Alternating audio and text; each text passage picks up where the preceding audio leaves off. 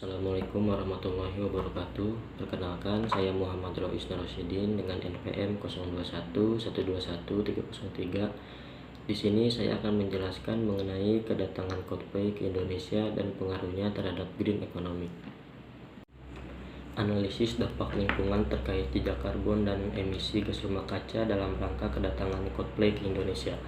Pada tanggal 15 November 2023, band populer asal Inggris Coldplay akan mengadakan konser solo tour dengan tajuk Music of Spheres di Stadion Gelora Bung Karno dengan jumlah penonton sekitar 50.000 penonton. Hal tersebut tentunya berpotensi menghasilkan jejak karbon dan emisi gas rumah kaca yang signifikan. Hal ini terkait dengan transportasi penonton termasuk penerbangan jarak jauh dan penggunaan kendaraan pribadi serta konsumsi energi selama acara. Dampak lingkungan dari aspek ini perlu dikaji untuk meminimalisir emisi dan mengelola dampaknya secara efektif. Coldplay sendiri adalah salah satu band yang peduli dengan isu lingkungan. Coldplay juga memang aktif menyuarakan pentingnya mencegah krisis iklim melalui mitigasi. Pada tahun 2019, mereka berkomitmen untuk membuat tur mereka di masa depan yang bermanfaat mungkin bagi lingkungan. Pada konser kali ini yang bertajuk Music of the Spheres yang mengusung tema sustainability, mereka berjanji untuk memangkas emisi lebih dari 50% dibandingkan dengan tur konser mereka pada tahun 2016 sampai 2017. Dikutip dari situs Coldplay, ada 3 prinsip keberlanjutan dalam konser Music of the Spheres, yaitu reduce. Mereka berusaha mengurangi konsumsi mereka dengan melakukan langkah-langkah seperti pengurangan pemakaian sumber daya, penggunaan kembali, dan daur ulang secara ekstensif.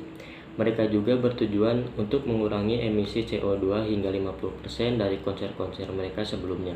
Hal ini dapat dicapai dengan mengadopsi praktik penggunaan energi yang efisien, transportasi berkelanjutan, dan pengelolaan limbah yang baik selama tur. 2. Reinvent atau menginovasi. Coldplay mendukung teknologi hijau baru dan berkomitmen untuk mengembangkan metode tur baru yang berkelanjutan dan memiliki jejak karbon rendah. Mereka akan menggunakan teknologi energi terbaru seperti panel surya di setiap pertunjukan, di belakang panggung, di sekitar stadion, dan di luar stadion jika memungkinkan. Hal tersebut dilakukan untuk mengurangi ketergantungan pada sumber energi yang berbasis fosil. 3. Restore atau memulihkan. Coldplay berupaya menjadikan tur mereka bermanfaat bagi lingkungan dengan mendanai portofolio proyek berbasis alam dan teknologi. Dengan melakukan ini, mereka berusaha menarik lebih banyak CO2 secara signifikan daripada yang dihasilkan oleh tur mereka, sehingga signifikan mereka memberikan kontribusi positif terhadap lingkungan. Coldplay juga bekerja sama dengan DHL sebagai mitra logistik resmi untuk meminimalisir emisi dari pengangkutan barang atau kargo dan transportasi. Sebagai perusahaan besar di bidang transportasi, DHL akan mendukung tur tersebut dengan menawarkan solusi untuk meminimalkan emisi terkait logistik dan dampak lingkungan lainnya, mulai dari biofuel canggih di udara hingga kendaraan listrik di darat. Dalam upaya untuk mengurangi dampak negatif terkait dengan emisi karbon dan gas rumah kaca pada konser Coldplay, mereka melakukan beberapa langkah. Yang pertama, mereka melakukan pengukuran dampak iklim dan menghitung jejak lingkungan mereka menggunakan standar yang diakui dan faktor konversi yang sesuai. Hal ini membantu mereka memahami sejauh mana dampak tur mereka terhadap lingkungan. Untuk mengatasi dampak lingkungan ini, produksi limbah yang ditimbulkan oleh konser Coldplay di Indonesia, diperlukan beberapa solusi dan upaya yang dapat dilakukan. Karena Coldplay sendiri adalah salah satu band yang peduli dengan isu lingkungan, mereka melakukan sejumlah upaya untuk mengurangi dampak negatif yang terkait dengan produksi limbah pada konser mereka. Pertama, mereka berkomitmen untuk mengurangi penggunaan botol plastik sekali pakai dengan bekerja sama dengan venue. Mereka akan menghilangkan penjualan botol air plastik tersebut dan menggantinya dengan alternatif yang dapat digunakan kembali dan didaur ulang, seperti gelas aluminium. Dengan demikian, mereka berupaya mengurangi jumlah limbah plastik yang dihasilkan oleh konser. Selanjutnya, Coldplay juga mendukung program daur ulang di dalam stadion.